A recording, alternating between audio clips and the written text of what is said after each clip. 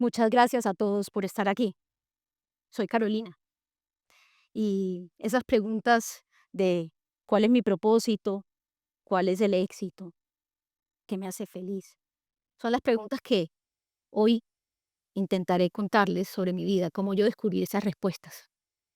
Eh, la verdad es que ha sido un viaje, mi vida ha sido un viaje con muchos colores, desde ir a las montañas, a ir al mar, a la nieve. He pasado por el invierno, por el otoño, por la primavera. Y en este momento me siento en primavera, estoy renaciendo, estoy en un momento de transición. Y esta historia comenzó como una estudiante como ustedes. Estudié economía, fui a la Universidad de los Andes, ahí hice una maestría en economía, luego fui a Londres, estudié finanzas y buscaba como todos mostrarme, ¿cierto? Ser la mejor. Tenía que sacar las mejores notas, tenía que descollar y claro, llegaba una costeñita a los Andes, tenía que sacarse todos los juguetes, que no dijeran que era una provinciana ahí, que no era capaz de competir con los Andrés Bellos que en ese momento tenía en la universidad. Y así empezó mi vida. Y ahí fui a la vicepresidencia de la República, pero ahí me encontré el camino y llegué a Medellín. La vida me trajo a Medellín. Y en Medellín empecé a trabajar en Bancolombia.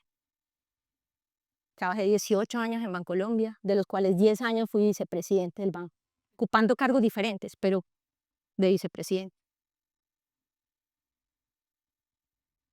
Empecé como banquerita de inversión, haciendo compras y posiciones de adquisiciones para clientes. Y después transicioné al área de desarrollo corporativos.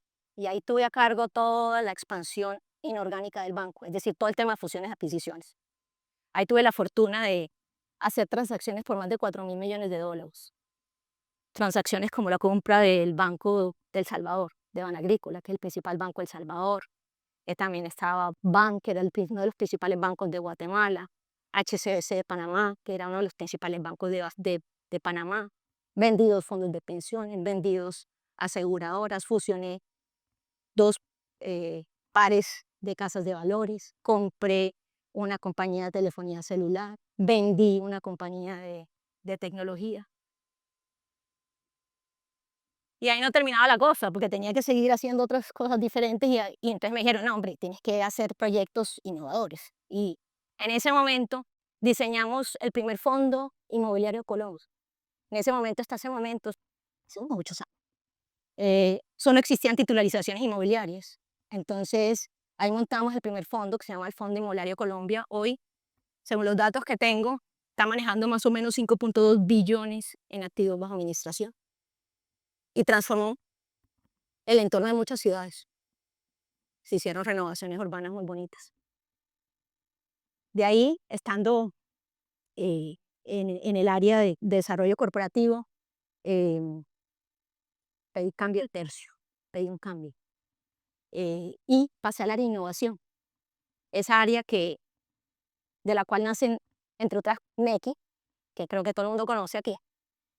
Y en el área de innovación me encargué de todo el tema de innovación abierta, es decir, el relacionamiento del banco con los emprendedores, no desde la perspectiva de crédito, no era para darles crédito, sino cómo el banco podía aliarse con los emprendedores para ayudarle al mundo emprendedor y al ecosistema emprendedor, pero también ayudarse en la estrategia para el banco. Ahí monté el Bancolombia Ventures, que era el fondo de venture capital del banco, que hoy es un actor súper preponderante en el ecosistema de innovación. Eh, Tuve la oportunidad de viajar por todo el mundo, conociendo Alibaba, Tencent, China, Tata. Viajé por todo el mundo buscando nuevas tecnologías, entre las cosas, por ejemplo, el tema de QR. Cuando viajé lo vi en China, y le dije al banco, hey, miren lo que pasa en China. Y eso fue maravilloso porque era abrir la mente, era entender que había otros horizontes y a ver cómo podía gestarse un cambio. Como vicepresidente de innovación abierta, también trabajé en el tema hicimos un negocio con un emprendedor, que no sé si lo conocen, el tema de Wompi, que es una plataforma del pago del banco. Eso fue un negocio que hicimos con un emprendedor que se terminó comprando el negocio, y eso para el banco era una cosa súper novedosa, porque imagínense, de estar acostumbrados a negociar con un banco, a negociar con un par de emprendedores. Ese era todo un universo diferente. Y sí, tuve, estando en el banco además, la posibilidad de acceder a rondas de inversión de las principales aceleradoras del mundo, 500 Startup, Seedstars, Plug and Play. Fui mentora de Google Launchpad.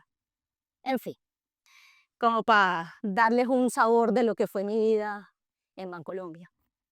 Y se podrían preguntar ustedes que en ese momento si si ya después de todos esos logros, había efectivamente logrado encontrar las respuestas a las preguntas que les hice.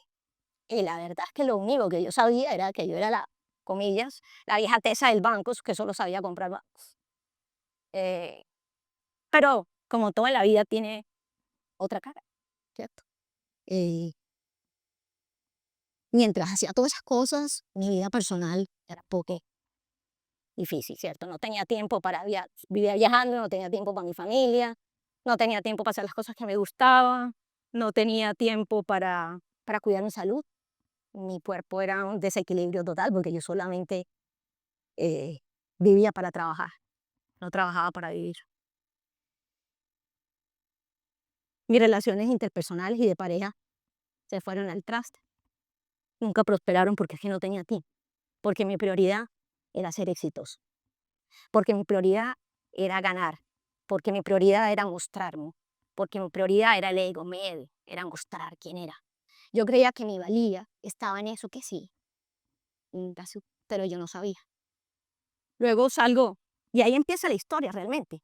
Mi historia empieza cuando estoy en todo ese momento del banco.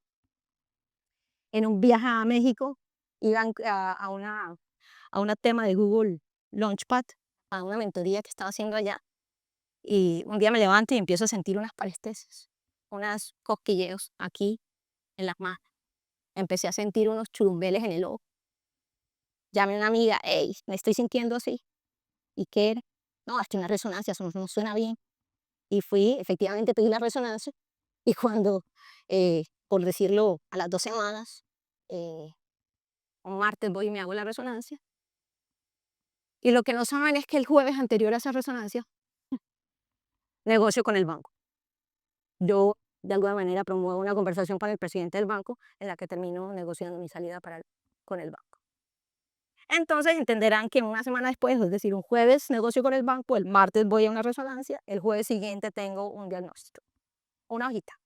Enfermedad desmielinizante, con lesiones a nivel de C2, C3 y lesiones a nivel cerebral, y una neuritis óptica del ojo derecho. Miércoles. O sea, y entonces, ¿quién soy yo? ¿Soy paciente? ¿Cómo voy a utilizar el tiempo que tengo de vida? Tenía ni idea, chicos. Ni idea. Yo lo único que sentí cuando leí ese tema, yo me fui a la clínica Mayo, que me diagnosticaran de verdad, pero cuando yo leí eso, dije, ¿qué voy a hacer? ¿Cómo voy a utilizar el tiempo que tengo de vida? Y pensé, la respuesta que llegó en ese momento, simple, donde estaba paniqueada, era ser esto. Y ahí empieza la historia. Entonces empieza el capítulo de paciente, ¿cierto? Ya no era la vicepresidenta, ya era la paciente, porque yo no sabía que era paciente hasta que se es paciente. Empecé con una droga y la droga me caía súper mal. Cada vez que me la ponían era 4 días en la lona, como digo yo, en la cama. Era una droga que me ponían cada 15 días. Entonces, si hacen los cálculos rapiditos, son 8 días al mes que estoy fuera de base y 3 meses al año. Eso me hizo entender la importancia de aprovechar el tiempo cuando estás bien, de aprovechar la oportunidad que tenemos en la vida para de verdad dar todo lo que tenemos y atrevernos y hacer y amar, porque es un milagro el sentir el estar aquí. Y yo creía que todo ya iba a mejorar, chicos. Llegó la pandemia. Y nada, entonces encerrada en el 1103 porque yo no me podía salir porque estaba inmunocomprometida. Y a la par entonces empezaron a venir muertes en mi familia, 5 muertes en mi familia. Y dije, bueno, pero yo no estaba trabajando, entonces tengo que trabajar. Que necesito sentirme útil. Entendí que el trabajo dignifica. Ya no era esa vicepresidencia, sino ya era, ¿qué voy a hacer para servir? Y en eso llegó un amigo mío, un pelado que yo conocía, a la cual yo había sido mentora desde el banco, que le hice mentoría durante todo el tiempo. Y entonces cuando llegó me dijo, ay, claro, pero ¿por qué no piensas que métete socia del emprendimiento, un emprendimiento en health tech, sonaba bien. Si me dice, si mi idea era servir, híjole, era coherente con eso. Y dije, bueno, listo, vamos con todo. Y me metí a hacer el emprendimiento. Y un día, éramos 3 socios. Y uno de los socios me manda los estados financieros firmados. Era a principio de año. Y a los 10 minutos, chicos, me marcan al teléfono y me dicen que esta persona, que este amigo, que este socio, se había tirado de un 11º piso. ¡Pum! ¡Qué golpe! ¡Qué golpe! Sus últimas palabras habían sido, yo soy una olla de presión. Yo cómo no lo vi. Yo cómo no hice algo por ayudarle. ¿O qué pude haber hecho que no hice? Y ahí la relación con mi otro socio se deterioró. Finalmente, eso llevó a que liquidáramos la sociedad y que no recuperara la inversión. Y ahí viene otro fracaso, ¿cierto? Entonces, no había intentado de nuevo y nada, todo tendía a empeorarse. Y en ese momento me sentí en la lona, literalmente me sentí perdida. Era como si cuando estar en una carretera destapada, que pasa un carro a toda velocidad y se llena todo de humo y te tira la berma y te raspa y te duele, estás dolido, no sabes para dónde ir, el camino no está claro. Es como cuando las nubes, cuando tú estás en el mar y las olas vienen y van y yo decía, ¿qué es lo que me está llevando y trayendo? Eran como mis pedacitos, chicos, yo no tenía ni idea. Ya estaba insegura, sentía vergüenza, me sentía incapaz. De verdad, ¿para qué estaba en este mundo? ¿Para qué estaba aquí? Sí, yo había hecho muchas cosas, pero era feliz. No, en ese momento no. Había sido coherente con mi tema de servicio. Tal vez creía haber sido coherente, pero en lo profundo, tal vez cometí equivocaciones frente a si verdaderamente lo que quería era servir o que quería tener una fuente de ingresos. Y nací totalmente coherente. Y darse cuenta duele, porque es o sea, somos falibles, no somos perfectos, pero hay que pararse. Y no importa cuán alta está la pendiente, hay que dar el siguiente paso. Y no tenía ni idea cuál era ese paso. Y ahí es cuando entro a... Y ahí es empieza el camino de regreso, chicos, porque ahí estaba yo en la lona. No sabía qué hacer. Y ahí, en ese momento, una madrugada, diciéndole al universo, no sé para dónde ir, no tengo idea, muéstrame el camino, pero no sé. En mi interior llegó una vocecita que digo, hey, terapia de sonido. Y yo, ¿qué es eso? No tenía ni idea. O sea, les digo la verdad, que es la verdad, no tenía ni idea. Bueno, yo me paré en Google, terapia de sonido, y efectivamente existía. Y existía y decía Academia Británica de Terapia de Sonido. ¡Plin! Abiertas las inscripciones. Carolina, ni corta ni perezosa, clic. Yo que creía que me iban a aceptar si no tenía nada musical, fuera de que estar estudiando cello hace un par de años. Pues me aceptaron. Terminé estudiando terapia de sonido, terapia de voz, me gradué. Y eso ha sido pues me gradué, pero eso era para mí. No tenía ningún sentido fuera que para sanar mi cuerpo, para sanar mis emociones, que estaban rotas, ¿cierto? Yo estaba rota. Yo me tenía que reconstruir como esas vasijas que hay que pegarles pedacitos, así está. Y en ese proceso tuve la hermosa fortuna de empezar a interactuar con personas que me mostraban, como María Eugenia, una paciente que la primera vez que llega a la consulta y me dice, mira, tengo una discopatía, un dolor crónico, yo no, mi vida así no tiene sentido vivirla, no quiero seguir viviendo así, de esta forma. Estoy deprimida, tomo pastillas para dormir, no duermo. O sea, lleva, ¿cierto? Y María Eugenia, después de 8 sesiones, disminuye el 50% su pastilla psiquiátrica, le dice que se puede mover, disminuye el 75% de sus pastillas para dormir. Y me dijo, me volví a sentir yo. Y eso no me cambió la vida. Me cambió la vida porque yo me di cuenta que era posible pararse y levantarse y dar el siguiente paso, a pesar de que todo estuviera al revés. Me enseñó a que hay que tener la osadía, la fuerza para aprender la lección y dar el siguiente paso. Y cuando ya en esas ires y venides, mi profesora de cello, y Caro, ¿por qué no vas conmigo a un encuentro nacional de chelistas? el Encuentro Nacional de Chelistas es un encuentro que van 120 chelistas, desde principiantes hasta avanzados, pero chicos, les cuento que yo era la más vieja del evento. El promedio de edad podría decir que era alrededor de unos 15 años y mucho. Cuando decían, aquí tenemos chelistas de los 5 años hasta los 46 años. Pero ese evento me enseñó estar ahí, enfrentarme a aprender como los niños, enfrentarme a perder el miedo a ser perfecta, porque yo en el banco tenía que ser perfecta, tenía que ser la mejor. Aquí no, aquí me di cuenta que tenía que ser lo mejor que podía ser y que no era la perfección sino el perfeccionamiento. Y ahí, con los niños sentadas en el teatro con el subsidio, fui feliz. Tocando cumbia, imagínense, costeña tocando cumbia, feliz. Pero más allá de eso era enfrentarme a ese reto. Y ahí, la misma profesora de cello llega y me dice, Caro, te voy a hacer otra invitación. Y la invitación es que vayas conmigo a una residencia artística o musical en el Amazonas, en el corazón del Amazonas. Yo, o sea, toco cello, sí, pero ajá, no soy un músico profesional y yo no soy eh, la experta. Y sí, sí, allá era la única que no era músico profesional. Entonces imagínense, ahí volvemos a la cosa. No era la música profesional, pero había que componer y con la selva. Y eso era como era. Y fue una experiencia maravillosa porque aprendí lo siguiente, que la única manera de dialogar es escuchar. Y había que escuchar a la selva, donde la vida reverbera, ¿cierto? Pero también me tenía que escuchar a mí misma. Y la única forma de hacer eso era en el silencio.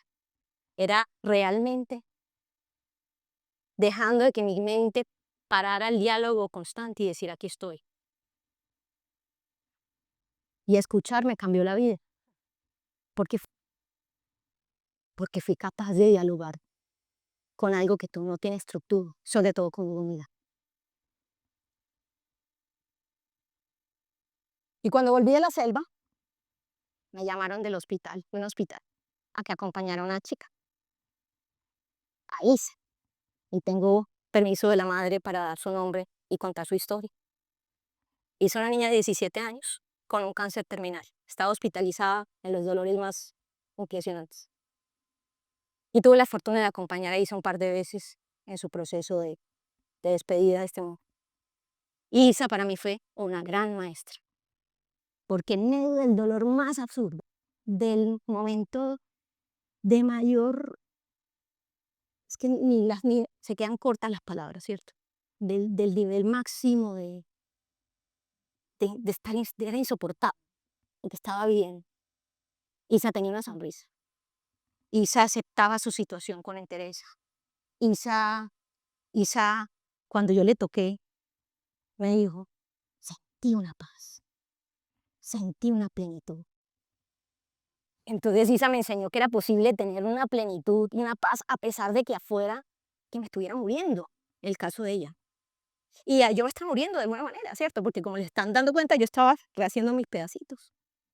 Isa me dio la oportunidad de saber que era posible,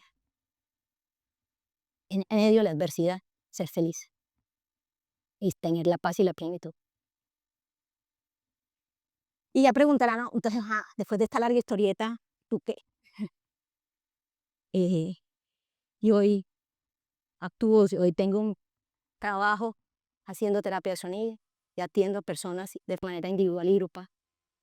Soy consultora empresarial, soy mentora, pero sobre todo soy una persona que día a día se esfuerza por dar lo mejor de sí a los demás. Y me emociona.